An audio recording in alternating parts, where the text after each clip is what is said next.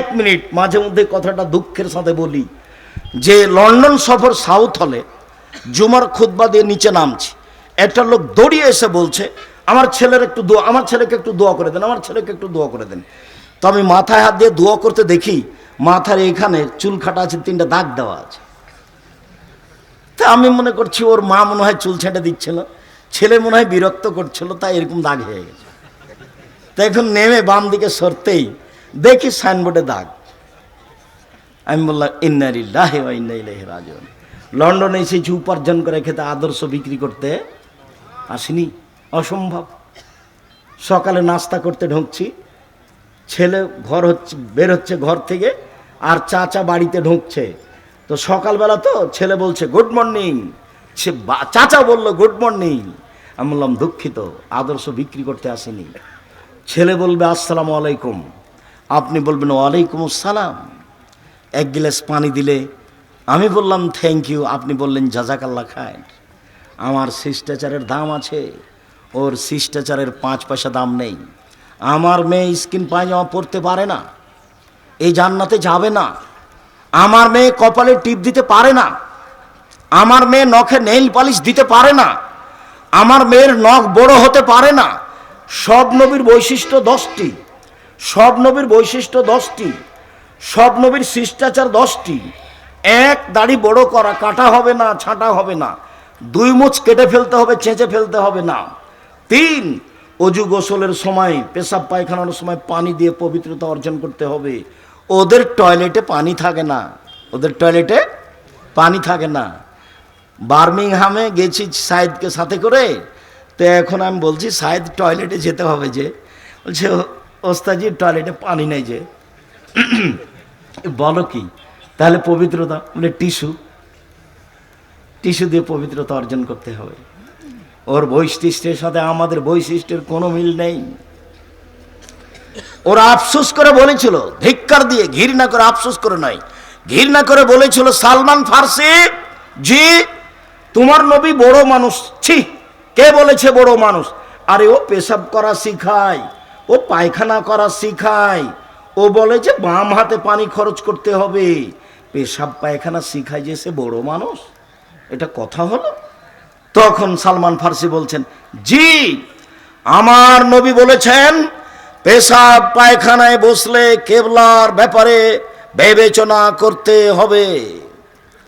আমার নবী বলেছেন পেশাব পায়খানা থেকে পবিত্রতা অর্জন করলে পানি দিয়ে পবিত্রতা অর্জন করতে হবে।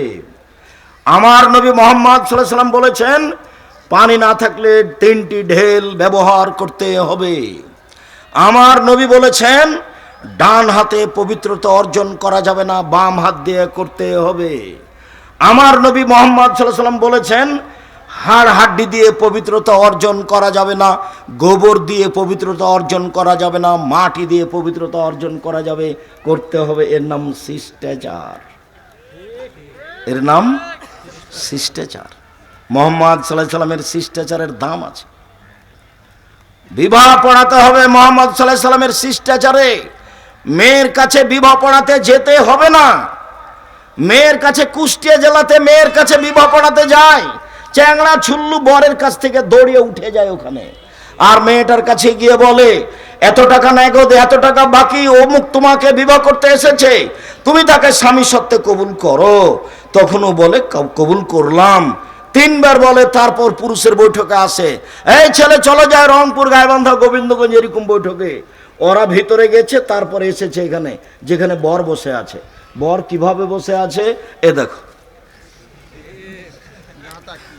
বর কথা বলতে পারবে না, অবাক কথা। বর কথা বললে বর বেয়াদব। আরে বর দিবে মোহর আর আপনি কথা বলবেন, সবই যে উল্টে আছে। শিষ্টাচার কি জিনিস কেউ যে বিবেচনা করতে পারলো না।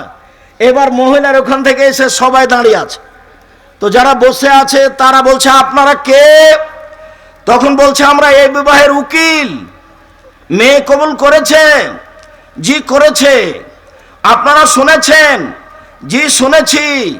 তাহলে বসেন। মনে হচ্ছে হিন্দুদের বিবাহ লেগেছে, কলার গাছের চতুর্দিকে ঘুরে ধর্ম পাগল হয়ে গেছে।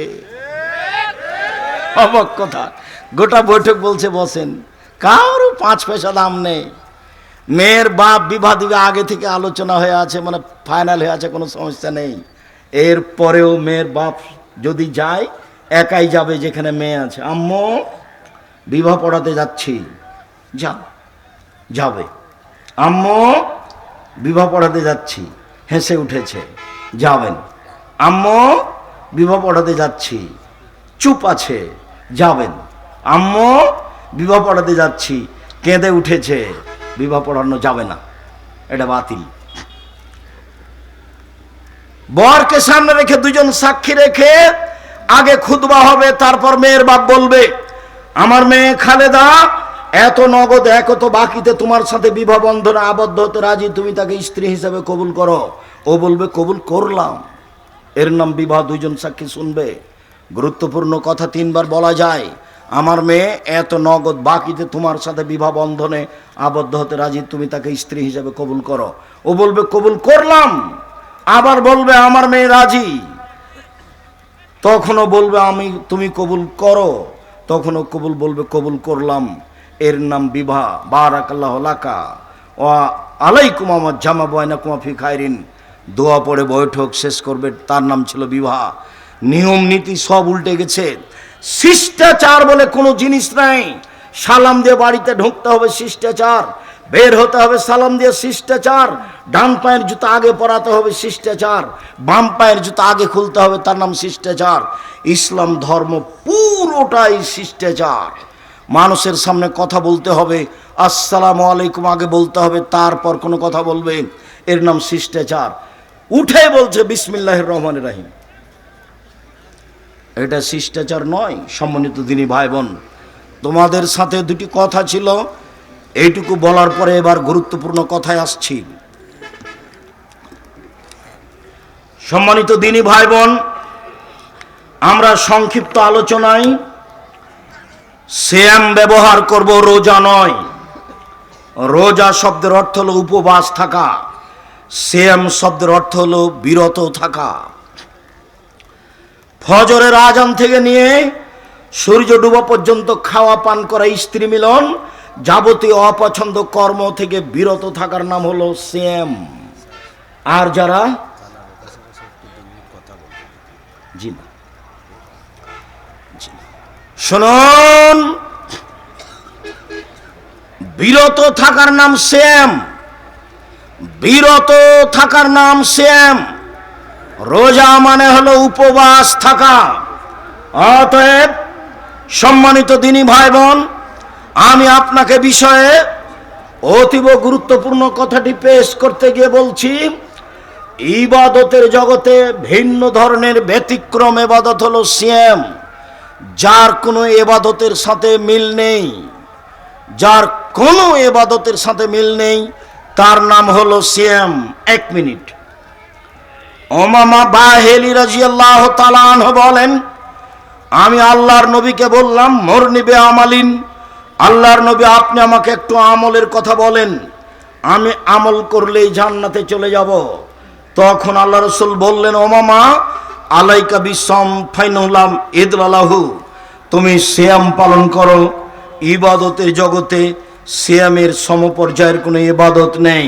শুনুন দিনী ভাই, শুনেন। এই মেয়ে কথা বলছো কেন? শোনো, তোমার কথাই তো বলছি, শরম পাও না কেন? দিনী বৈঠকে এসে কথা বলো কেন?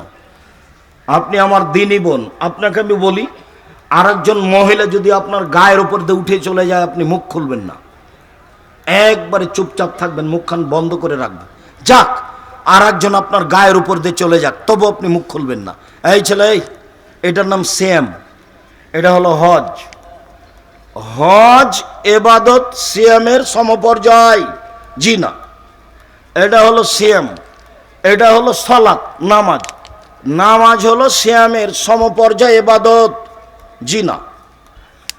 এটা হলো দান, এটা হলো সিয়াম, দান সিয়ামের সমপর্যায়, জি না। এটা হলো কোরআন তেলাওয়াত, এটা হলো সিয়াম, কোরআন তেলাওয়াত সিয়ামের সমপর্যায়, জি না। আল্লাহর নবী মুহাম্মদ সাল্লাল্লাহু আলাইহি ওয়াসাল্লাম না করে দিয়েছেন। উমামা এবাদতের জগতে এমন কোন এবাদত নেই যেটা সিয়ামের সমপর্যায়ের হতে পারে। তাহলে এবাদতের জগতে সবচেয়ে দামি এবাদত কি? সিয়াম। আরেকটু ওমামা বলছেন, আল্লাহর নবী আপনি একটা আমলের কথা বলেন তো নবী, যাতে আমি জান্নাতে চলে যাব। তখন আল্লাহ রাসূল বলছেন, ওমামা তুমি সিয়াম পালন করো। ইবাদতের জগতে সিয়ামের মতো কোনো ইবাদত নেই। এটা হলো হজ, এটা হলো সিয়াম। হজকে বলা যাবে না এটা হলো সিয়ামের মতো, মানে এটা ভিন্ন ধরনের। দুইটা হাদিস গেল। তিন, আল্লাহর নবী বলছেন যখন মানুষ জান্নাতে ঢুকবে তখন সব দরজা থেকে ফেরেশতারা ডাকবেন। জান্নাতে একটি দরজা 8টি, জান্নাতে একটি দরজা 8টি, জাহান্নামে একটি দরজা 7টি, জাহান্নামে একটি দরজা 7টি। তো দানের জন্য একটা দরজা আছে, হজের জন্য একটা দরজা আছে, সালাতের জন্য একটা দরজা আছে, যাকাতের জন্য একটা দরজা আছে। যখন জান্নাতে ঢুকতে যাবেন তখন ওই দানের দরজা থেকে বলবে আসেন আসেন আসেন, এই দরজা দিয়ে আসেন। যারা সালাত আদায় করেছে আসেন এই দরজা দিয়ে আসেন, যারা সিয়াম পালন করেছেন এই দরজা দিয়ে আসেন। আল্লাহ রাসূল বলছেন সিয়াম পালনকারীর শেষ ব্যক্তি ঢুকে গেলে এই দরজাটা ক্লোজ করা হবে, বন্ধ করা হবে, তখনও বাকি দরজা খোলা থাকবে। মানে হলো এই যে হজ পালনকারী সালাত আদায় করার দরজা দিয়ে ঢুকতে পাবে। মানে হলো এই সালাত আদায়কারী ব্যক্তি হজের নামে যে দরজা আছে ওইটা দিয়ে ঢুকতে পাবে, তবে সিয়াম ছাড়া এই দরজা দিয়ে ঢুকতে পাবে না। ইবাদতের জগতে সবচেয়ে ভিন্ন ধরনের ইবাদত হলো সিয়াম। মনে থাকবে না মনে হয়? এই দরজা দিয়ে অন্য কেউ ঢুকতে পাবে না, শুধুমাত্র যারা সিয়াম পালন করে তারাই ঢুকতে পারবে। সম্মানিত দিনী ভাই বোন, রাসূল সাল্লাল্লাহু আলাইহি সাল্লাম বলেন, আল্লাহ তাআলা বলেছেন আদম সন্তানের সব নেকি 1 থেকে 10 বাড়ে। কেউ কোরআন মাজিদের আয়াত একটা পড়লো, এই ফেরেশতা 10 নেকি লিখো, বাড়াও 700 করো, আরো আরো আরো। এই ফেরেশতা শোনো, সালাত আদায় করেছে 10 লিখো, 700 লিখো, আরো বাড়াও বাড়াও বাড়াও বাড়াও। কাল আল্লাহ তাআলা বলছেন ইল্লা সাম ফাইলুলি ওয়ানাজিবিহি, তবে সিয়াম আমার ব্যাপার, প্রতিদান আমি দিব। রোজা আমার ব্যাপার, প্রতিদান আমি দিব। রোজা আমার ব্যাপার, প্রতিদান আমি দিব। সিয়াম আমার ব্যাপার, প্রতিদান আমি দিব। সিয়ামের এরকম কোনো নেকি নাই। সিয়ামের নেকি হলো জান্নাত। আপনাকে আমি 2টা হাদিস 1 মিনিট দেখাই, খুব খেয়াল করে থাকবেন। রাসূল সাল্লাল্লাহু আলাইহি সাল্লাম বলেন মান সামা ইয়াওমান ফি সাবিলিল্লাহ বাদাল্লাহু ওয়াজনি নার সাবিনা খারিফা, কেউ যদি আল্লাহকে সন্তুষ্ট করার জন্য একদিন সিয়াম থাকে, জাহান্নামকে তার থেকে 70 বছরের দূরে সরা হবে। এই ছেলে, একদিন সিয়াম থাকলে আল্লাহর নবী নেকি পাবে কথা বললেন, না জাহান্নাম থেকে সরিয়ে দেওয়া হবে কথা বললেন? আল্লাহ রাসূল বলছেন কে যদি একদিন সিয়াম থাকে তাহলে লোকটাকে জাহান্নাম থেকে 100 বছরের দূরে পথ সরিয়ে দিবেন। তো নেকি পাবে বললেন না সরিয়ে দিবে বললেন? আবার বলছেন কে যদি একটা সিয়াম থাকে তাহলে তার মাঝে আর জাহান্নামের মাঝে ব্যবধান করা হবে গর্তের। গর্তটা হলো 500 বছরের পথ, আকাশ জমিনের পথ। মানে কেউ যদি সিয়াম থাকে তাহলে লোকটাকে জাহান্নাম থেকে 500 বছরের পথ দূরে সরিয়ে দেওয়া হবে। ফলাফল হলো সিয়াম থাকলে 2-4 নেকি হয় না, জান্নাত হয়। সম্মানিত দিনী ভাই বোন, এই ছেলে কয়েক মিনিট অপেক্ষা করো, এক খেলে চেয়ে থাকো। তোমার অনেক ভুল ত্রুটি রয়েছে, আমার নিশ্চিত ধারণা আজকে তুমি সিয়াম ছিলে না, রোজা ছিলে না। কেন রোজা থাকোনি কেন? আল্লাহর নবী বলছেন বৃহস্পতিবার আর সোমবার সাপ্তাহিক রিপোর্ট পেশ করা হয় মানুষের পাপ নেকি। আমি মুহাম্মদ সাল্লাল্লাহু আলাইহি সাল্লাম বৃহস্পতিবার আর সোমবার সিয়াম থাকে, এই জন্য আল্লাহকে বলি নাও নাও আমার রিপোর্টটা নাও, সিয়াম অবস্থায় নাও, এই যে দেখো আমি সিয়াম আছি, এই যে দেখো। মুহাম্মদ সাল্লাল্লাহু আলাইহি সাল্লাম বৃহস্পতিবার সোমবার কেন সিয়াম থাকতেন? রিপোর্ট সিয়াম অবস্থায় দেখানোর জন্য। এই ছেলে মনে করো তো, আল্লাহর নবী বৃহস্পতিবার সোমবার কেন সিয়াম থাকতেন? রিপোর্ট কি অবস্থায় দেখাবেন? সিয়াম অবস্থায়। এই জন্য আল্লাহর নবী প্রথম শাবান থেকে নিয়ে 20-25 পর্যন্ত সিয়াম থাকতেন। কেন? বাৎসরিক রিপোর্ট সিয়াম অবস্থায় দেখানোর জন্য। কে তোমাকে বলল 15ই শাবান সিয়াম থাকলেই রিপোর্ট ঠিক হয়ে যাবে? ভুল সিদ্ধান্ত মুরব্বী। আমার নিশ্চিত ধারণা আপনি আজকে সিয়াম ছিলেন না। আপনার উচিত ছিল 1 তারিখ থেকে একটানা 15 দিন পর্যন্ত সিয়াম থাকা। এই কথা নিয়ে আপনার সাথে আজকে কথা শুরু হয়েছে। অল্পক্ষণের মধ্যেই এই কথা দিয়ে আপনার সাথে আমি কথা শেষ করব। জরুরিভাবে আপনাকে এক খেয়ালে চেয়ে থাকার জন্য অনুরোধ জানাচ্ছি। এই ছেলে, তোমরা যারা দায়িত্ব পালন করছো তারা তোমরা শক্ত হাতে দায়িত্ব পালন করো। যারা আমাদের দাঁড়িয়ে আছে স্টিল দাঁড়িয়ে থাকবে, নইলে স্থান ত্যাগ করবে। এটা আমাদের প্রথম থেকে কথা আছে। পরিবেশ কখনো দুর্বল করার চেষ্টা করো না। আমরা সারা রাত বক্তব্য দিব না, এ কথাই ঠিক। আমরা তোমার কিছু উপকার করব ইনশাল্লাহ, এ কথাও ঠিক। সম্মানিত দিনী ভাই বোন, মানুষের পক্ষে বিচার মাঠে 4টে জিনিস কথা বলবে। 1, সিয়াম বলবে প্রতিপালক, লোকটাকে আমি 2টা জিনিস করতে দিনি। 1, খেতে দিনি। 2, মন মতো চলতে দিনি। তুমি আমার একটা কথা শোনো, একে জান্নাতে দাও। প্রতিপালক, আমি সিয়াম রোজা বলছি, তুমি আমার একটা কথা শোনো, লোকটাকে আমি 2টা কাজ করতে দিনি। 1, দিনে খেতে দিনি। 2, মন মতো চলতে দিনি। তুমি আমার একটা কথা শোনো, একে জান্নাতে দাও। তখন আল্লাহ বলবেন, আচ্ছা আচ্ছা ঠিক আছে, তোমার কথা মেনে নিলাম, আমি তাকে জান্নাতে দিলাম। আমি তাকে মন মতো চলতে দিনি। এটা অর্থ কি বলো তো দেখি? আমি তাকে মন মতো চলতে দিনি মানে দাড়ি চাঁচতে দিনি। আমি তাকে মন মতো চলতে দিনি মানে টাকনোর নিচে প্যান্ট পরতে দিনি। আমি তাকে মন মতো চলতে দিনি মানে দোকানে বসে আড্ডা পিটতে দিনি। আমি তাকে মন মতো চলতে দিনি মানে দোকানে বসে আর একজনের বদনাম করতে দিনি। আমি তাকে মন মতো চলতে দিনি মানে তাকে সুদ ঘুষ খেতে দিনি। আমি তাকে মন মতো চলতে দিনি কারো বদনাম করতে, গালি দিতে, নিন্দা করতে, হটকারিতা করতে দিনি। তাই আমি তাকে মন মতো চলতে দিনি। তুমি আমার একটা কথা শোনো, একে জান্নাতে দাও। কে বলবে? সিয়াম। তখন আল্লাহ বলবেন, ঠিক আছে মেনে নিলাম, এর নাম সিয়াম। মনে রেখো, 2, কোরআন মাজিদ তোমার পক্ষে কথা বলবে। 3, টাকা যদি বৈধ হয়, হজ করতে গেছে, কালো পাথর পক্ষে কথা বলবে। 4, আঙ্গুলে যদি তাসবি গণনা করা হয় তাহলে আঙ্গুল কথা বলবে, তাসবি দানা বলবে না। 1000 দানার তাসবি হলেও হবে না। মৌলানা সাহেব, আপনার হাতে একটা মেশিন আছে, খালি top top top top top top করে চলছে। মেশিন দিয়ে তাসবি গণনা করলে মেশিন বিচারের মাঠে কথা বলবে না, আঙ্গুল কথা বলবেন। আব্দুর রাজ্জাক সাহেব, থামেন থামেন থামেন, আমি বৃদ্ধ মানুষ। তাসবি দানায় তাসবি গণনা না করলে খালি ভুল হয়, খালি ভুল হয়। মরা পর্যন্ত যদি একদিন ঠিক না হয় তবে আপনি নেকি পাবেন। এইটাই মুহাম্মদ সাল্লাল্লাহু আলাইহি সাল্লামের নীতি। এই ছেলে দেখো তো মনে থাকে কিনা সিরিয়াল। এই ছেলে, তোমরা যারা দাঁড়িয়ে আছো দেখো তো সিরিয়াল দাও তো।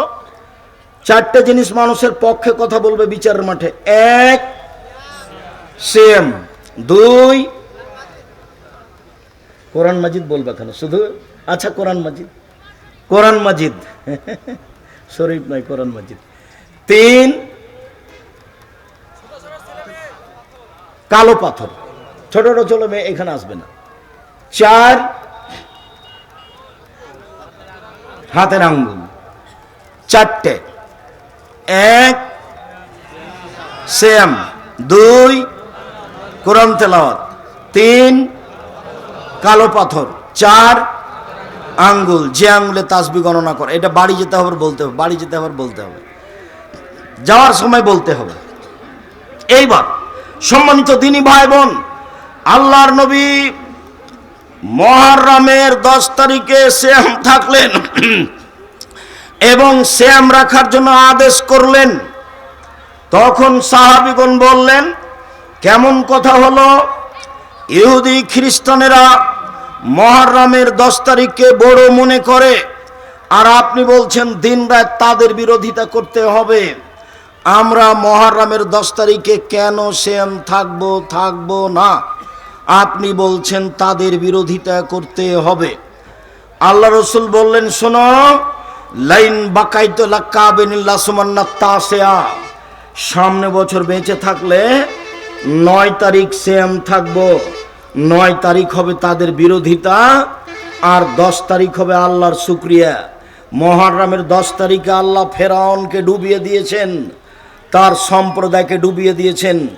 মুহররমের 10 তারিখ আল্লাহ মূসাকে বাঁচিয়ে দিয়েছেন, মূসার সম্প্রদায়কে বাঁচিয়ে দিয়েছেন।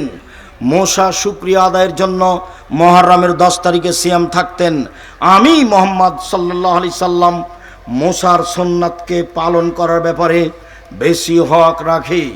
পৃথিবীর আমার সাহাবীরা, শোনো, তোমরা সবাই মুহররমের 10 তারিখে সিয়াম থাকো। সাহাবীগণ বললেন, থাকবো না, বিরোধিতা করতে হবে। আচ্ছা ঠিক আছে, আমি যদি সামনে বছর বেঁচে থাকি তাহলে 9 তারিখও সিয়াম থাকবো। 9 তারিখ হবে বিরোধিতা, 10 তারিখ হবে শুকরিয়া। বলা যাবে না? সম্মানিত দিনী ভাই বোন, আল্লাহর নবী 4টা জিনিস কখনো ছাড়তেন না। তার একটা হলো মুহররমের 10 তারিখের সিয়াম 9-10। মুহাম্মদ সাল্লাল্লাহু আলাইহি সাল্লাম বলেছেন, আমি আশা করি কেউ যদি মুহররমের 2টা সিয়াম থাকে বিগত 1 বছরের পাপ ক্ষমা হবে। তিনি আরো বলেন, কেউ যদি আরাফার দিন 1 দিন সিয়াম থাকে তাহলে আগে পরে 2 বছরের পাপ ক্ষমা হবে। তিনি আরো বলেন, সম্মানিত দিনী ভাই বোন, সারা বছর সিয়াম পালনের 2টা পদ্ধতি, একটা একটু ভারী, একটা একেবারে হালকা। সারা বছর সিয়াম থাকবো। কিভাবে? 1, প্রতি মাসে 3টা, 13, 14, 15, আর রমজান, এ হলো সারা বছর সিয়াম থাকার নেকি। 1, 13, 14, 15। কোনো মহিলার যদি হায়েজ হয় 13, 14, 15তেই, তাহলে 16, 18, 20, 22 যে কোনো একদিন রেখে নেবে। আরবি মাসে 3 দিন, আরবি মাসে 3 দিন হলেই হলো। আর রমজান, এ হলো সারা বছর সিয়াম। এটা একটু ভারী। আর একটা একেবারেই সহজ, কেউ যদি শাওয়ালের 6টা থাকে, কেউ যদি শাওয়ালের 6টা থাকে আর রমজান থাকে, তাহলে পুরো বছর সিয়াম পালনের নেকি পাবে। বলেন তো এবার কি বললাম? শাওয়ালের 6টা এবং রমজান, এটা সহজ, এতে সারা বছরের নেকি হবে। যারা বলেছে মহিলাদের হায়েজের কারণে 2-4-5টা ছুটে গেছে, এটা আগে করতে হবে তারপরে শাওয়াল, তারা ঠিক কথা বলেনি। বরং হায়েজের কারণে যেটা ছুটে গেছে সেটা জীবনে যেদিন পারবে সেদিন করবে। শাওয়ালের আগে এই 6টাই করতে হবে। শাওয়ালের 6, রমজান, এ মিলে হলো সারা বছর সিয়াম। এ হলো সারা বছর সিয়াম পালনের 2টা পথ। এবার চলে আসি আসল কথাই। আব্দুর রাজাক সাহেব, বর্তমান শাবান মাস চলছে, শাবান মাসের কথাটা আগে বলেন। জি, শাবান মাসের কথা বলেই আজকে আলোচনার শেষের দিকে চলে যাব। জাতির যদি রাস্তাঘাট করে দিতে না পারি, জাতির যদি স্কুল কলেজ করে দিতে না পারি, জাতিকে আমি চূড়ান্ত সঠিক ধর্ম দিতে পারবো ইনশাআল্লাহ। ধর্মের ব্যাপারে জাতিকে ফাঁকি দিনি। আমার মনে বড় সাধ, আমি এই দেশের মাটিতে উন্নত মানের প্রতিষ্ঠান গড়ব ইনশাআল্লাহ, যেখানে ছেলে মেয়ে বাংলা, ইংরেজি, আরবি উন্নত মানের শিক্ষা অর্জন করে জাতির অন্যায়ের বিরুদ্ধে লড়বে। মুখে কলমে মিডিয়াই লড়বে ইনশাআল্লাহ। এই যে মুখে বলছি, সামনে ভর্তি মিডিয়া আছে, সামনে কলম আছে। মুখে জাতিকে ফাঁকি দিনি, মিডিয়ায় জাতিকে ফাঁকি দিনি, কলমে জাতিকে ফাঁকি দিনি। কলম তদন্ত করে লেখা আছে। সম্মানিত দিনী ভাই বোন, আপনি আদর্শ নারী, আদর্শ পরিবার, শিক্ষা বনাম জাহেলিয়াত, আর বেগম রোকেয়া লিখেছে কেন অবরোধ বাসিনী, পাল্টা লিখা হয়েছে, কেন হব অবরোধবাসিনী, এইসব বই পড়ুন। আপনাদের সুসন্তান আব্দুল্লাহ সবার গর্বের সন্তান, আমিও বলছি সবারই গর্বের সন্তান আব্দুল্লাহ। সে দেশ বিদেশ ঘুরে এসে বলছে, আব্বু আগে মসজিদ ভিত্তিক শিক্ষা চালু করতে হবে। ওরা অর্থাৎ ইহুদি খ্রিস্টানেরা বিদ্যে বুদ্ধি দিয়ে সারা পৃথিবী আবাদ করছে। ওদের দুইটা জিনিস অস্ত্র, একটা বিদ্যে, একটা বুদ্ধি। এই যে রাশিয়ার কারখানা, এই যে পাশে সব বড় বড়, আর যারা কিষান কামলা তারা হলাম আমরা। পদ্মা সেতু ইঞ্জিনিয়ার ওরা, আর কিষান কামলা আমরা। একদিন হঠাৎ দেখছি গাড়ির গায়ে লেখা আছে আদ-দাওয়া ইলাল্লাহ। আমি বুঝলাম না, জিজ্ঞাসা করলাম, আব্বু ঘটনা কি, কি লিখেছো? আদ-দাওয়া ইলাল্লাহ মানে কি? আব্বু আপনার দেখলাম 30 বছর যে আপনি দেশ আবাদ করলেন, আপনাকে দেখলাম এই অবস্থা, দেশ বিদেশ ঘুরে আসলাম, বুঝলাম ওরা বিদ্যা বিক্রি করে খায়, ওরা বুদ্ধি বিক্রি করে খায়। অতএব ওরা যেন বুদ্ধি বিদ্যা বিক্রি করতে না পারে তার পথ বন্ধ করি। সেটা হলো এই যে মক্তব ভিত্তিক শিক্ষা চালু করি। কারণ বশত যদি ওই ছেলে স্কুল কলেজে তাদের দেশে চলেও যায়, তাহলে যেন নিজের ভিত্তি ভুলে না যায়, নিজের কৃষ্টি কালচার যেন ভুলে না যায়। ও যেন অমুসলিমকে থ্যাংক ইউ বলে, ও যেন মুসলিমকে জাজাকাল্লাহ খায়ের বলে। এইটা তাকে শিখাতেই হবে। এই উদ্দেশ্যেই দেশ জুড়ে মক্তব চালু করব ইনশাআল্লাহ। দেশ জুড়ে মক্তব চালু করব ইনশাআল্লাহ। মক্তব চালু করার আশায় বই পুস্তক লিখেছে, সিলেবাস চালু করেছে, দেশে মক্তব চালু করা আরম্ভ করেছে এবং শিক্ষকদের ট্রেনিং দেওয়া আরম্ভ করেছে। শিক্ষক যাবে ফ্রি, আসবে ফ্রি, খাবে ফ্রি, বই পুস্তক পাবে ফ্রি। তার নাম আদ-দাওয়া ইলাল্লাহ। দেশ জুড়ে মক্তব চালু করবে আব্দুল্লাহর পরিকল্পনা। আমি বলছি আপনাদের সম্পদ দোয়া করেন এবং তাকে পরামর্শ দেন, তার সাথে থাকার চেষ্টা করেন, নিজের জাতিকে বাঁচান, ছেলে মেয়েকে বাঁচান। আদর্শ আমাদেরটা দেন, ওদেরটা দিয়েন না। দুঃখিত, রাসূল সাল্লাল্লাহু আলাইহি সাল্লাম বললেন, আমার দুঃখ, আমার আফসোস, আমার উম্মত সন্ধ্যায় থাকবে মানুষ, সকালে হবে বানর।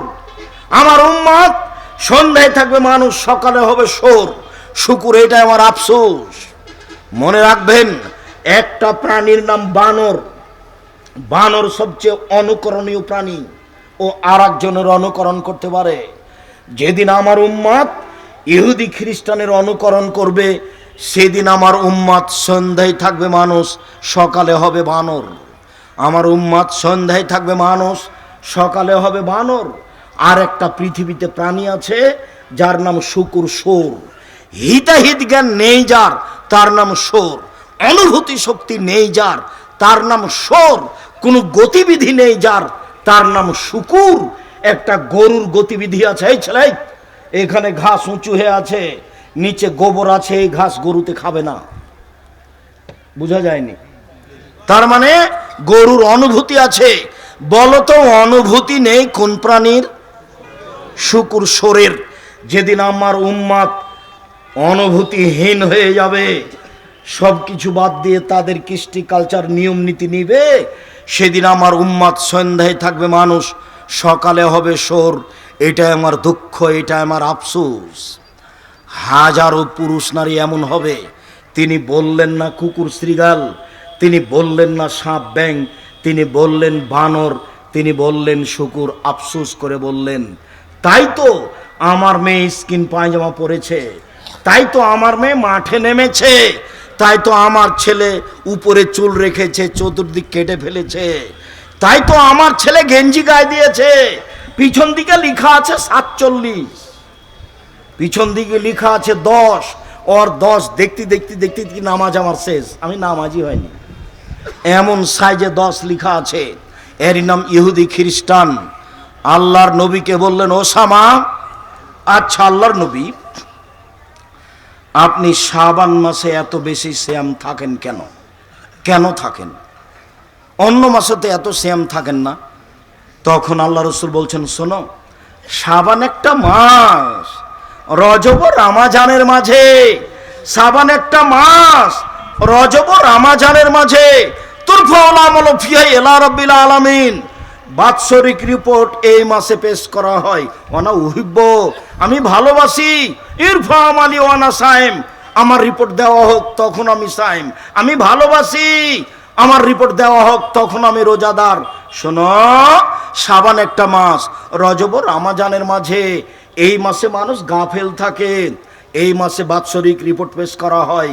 আমার মন চাই আমার যখন রিপোর্ট পেশ করা হবে তখন আল্লাহ দেখুক আমি সিয়াম আছি, এই জন্য বেশি বেশি থাকি। আল্লাহর নবীর জানা ছিল না সেদিন 15ই শাবান। কিভাবে ভারত, বাংলাদেশ, পাকিস্তানের আলেম ওলামা জেনে নিল সেদিন 15ই শাবান? তাই তারা কলকারখানা, অফিস আদালত, কোর্ট কাছারি, শিক্ষা প্রতিষ্ঠান বন্ধ করে রাতে গোসল করে আতর গোলাপ মেখে 15ই শাবানের সিয়াম পালন করে। ভুল হিসাব। রিপোর্ট ধরার জন্য শাবান মাসে বেশি বেশি সিয়াম থাকতে হবে।